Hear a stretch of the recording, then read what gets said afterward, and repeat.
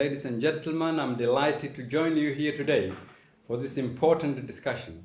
I'm grateful to Chatham House for regularly providing a platform for open dialogue and exchange on Somalia as part of its focus for this century to enable and build peaceful, sustainable and inclusive societies.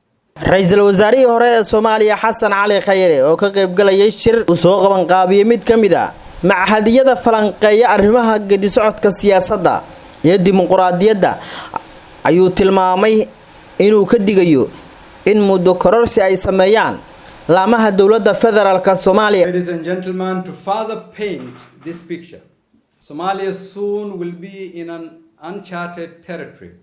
The mandate of our federal parliament, the backbone of our democracy, expired on the 27th of December 2020.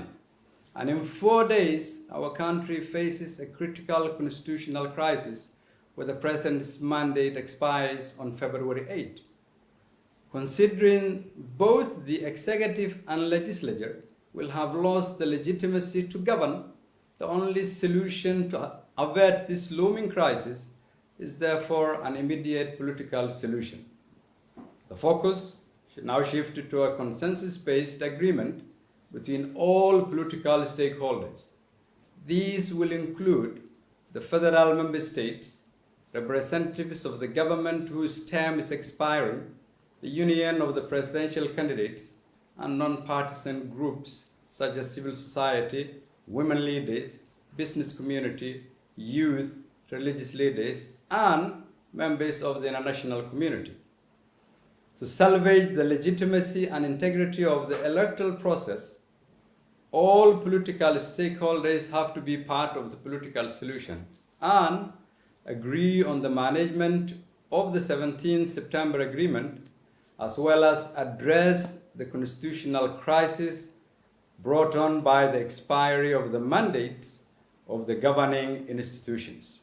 This will require selfless leadership from all stakeholders that puts the nation's interest before personal and political ambition.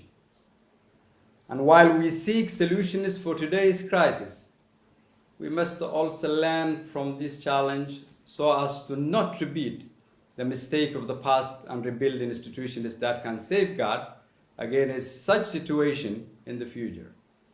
Having that in mind, while I was in office, we undertook the biggest and most challenging reforms that our country had undertaken in the past 30 years. The economic reforms that my team and I initiated led to Somalia's attaining decision point for debt relief, an unthinkable accomplishment at that time. The critical and sometimes dangerous security reforms that we undertook reinstated faith in Somalia's security institutions internally and also build trust with our main security partners.